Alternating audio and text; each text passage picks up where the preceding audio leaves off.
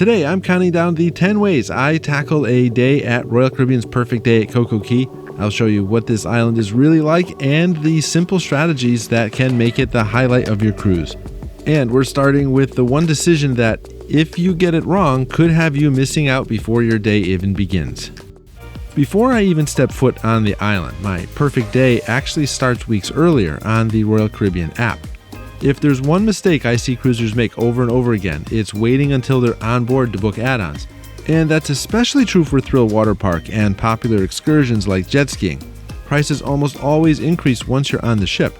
What you see pre-cruise is typically discounted compared to onboard pricing, and more importantly, inventory disappears. Jet ski tours sell out, private cabanas sell out, water park passes go sky high on busy sailings. And while personally I focus a lot on what's included at CocoCay, I also recognize that some families, especially those with teens, have had their eyes on Thrill Water Park for months. That park is home to a Daredevil Peak, one of the tallest water slides in North America, plus wave pools and racing slides that absolutely dominate the skyline of the island.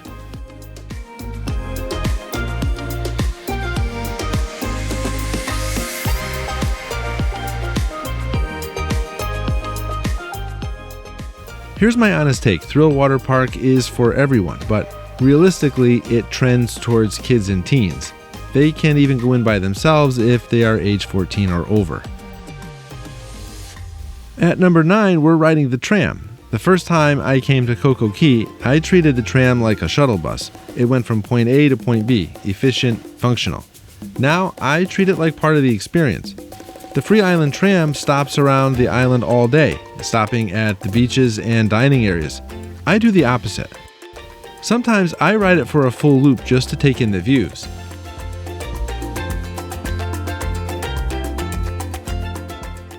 There are a couple of different routes and they all start at the pier. I really like the route out to Hideaway Beach. You can get some great views of the ocean and the ships. You can ride it round trip even if you don't have a Hideaway Beach pass. And eventually the trams will take you somewhere you don't want to miss, and that's lunch. Number 8 takes us to eating smart and staying hydrated while on the island. Let me tell you something about CocoCay in the summer. It is the surface of the sun most of the year. I always bring a refillable water bottle, sometimes even my wife's giant Stanley cup. And if you have a beverage package on the ship, it does work here on the island too. Okay, so now let's talk food. The biggest mistake people make is hitting the grills right at noon. That's when it becomes hard to find a table. Instead, I aim for around 11:30, just before the rush, or I wait until after 1:30 p.m. when the crowd thins out. Chill Grill and Skipper's Grill are both included with your cruise fare. Burgers, grilled chicken, tacos, salads, island sides, and it's all surprisingly good food.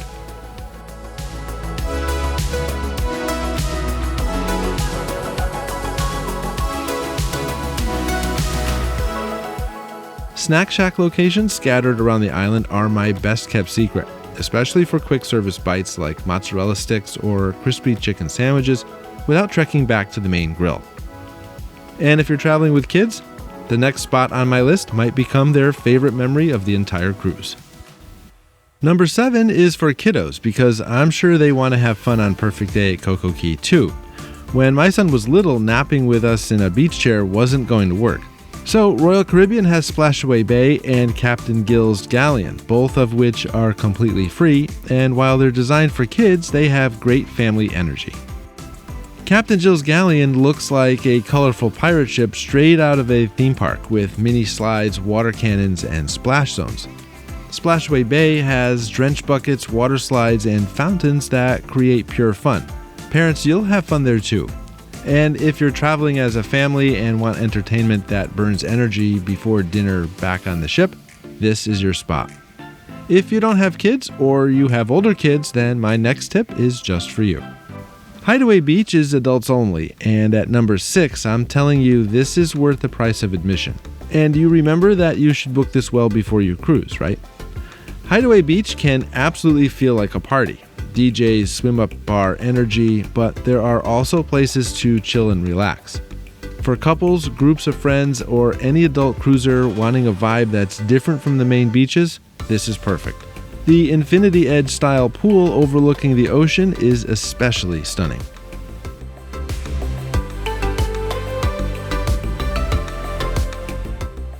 Food here is included with your Hideaway pass, and it is elevated compared to the island grills. It's a completely different mood than the family-heavy sections of the island. Prices vary by cruise, but I usually pay around $35 per person, but I've had it go much higher, so just book it when you can and do it early. If Hideaway Beach is adults only, the next beaches on the list are about finding your family vibe. Harbor Beach is our number 5 spot. Have toddlers or very young swimmers? This is your beach. The water here is shallow and calm, protected from strong waves, which makes it one of the safest swimming areas on the island. Parents can actually relax instead of constantly chasing big waves or worrying about currents. If your cruise includes grandparents, Harbor Beach offers something for everyone. And if you're craving something more active, let's head further down the shoreline. Number 4 takes us to Cove Beach. The vibe here is softer, quieter. If you're someone who loves the idea of reading a book under a palm tree, listening to the water instead of DJ music, this is your lane. The shoreline curves in a way that gives you scenic views, like some boutique Caribbean hideaway that you see advertised on TV. But if you want a little more action, we go further. We're landing at South Beach at number 3. This is where the energy picks back up on perfect day. You'll find beach games, sports courts, open shoreline, and more active crowds. This is less about lounging and more about doing. If you're traveling with older kids, teens, or a group of friends who get bored sitting still, South Beach keeps the momentum going. And the walk out here is scenic too, or you can take the tram. But if South Beach is active energy, the next 2 entries are about timing, because when you arrive can change everything. We're down to my final 2 tips for a perfect day at CocoCay, and we're stopping at Chill Island Beach. This is the classic white sand postcard beach everyone imagines when they think of CocoCay. But here's the secret: go early.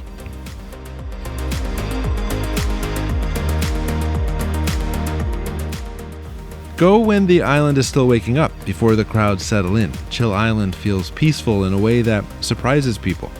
This is where I start my morning if I'm craving that classic Caribbean serenity. You can also snorkel here, and you are welcome to bring your own gear if you want.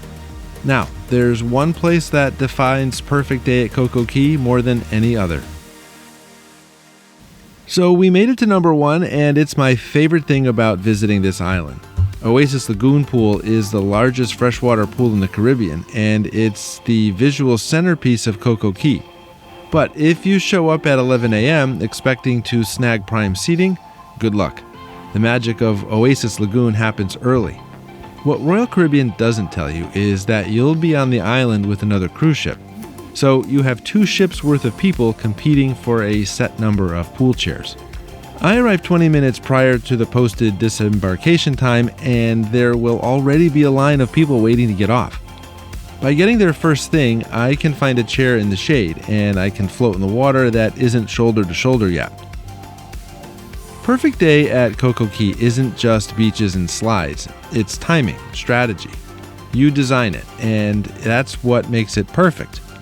And speaking of perfect, Royal Caribbean really got Star of the Seas right. In my next video, I'll show you exactly what it's like to vacation on this mega ship, and I'll see you over there.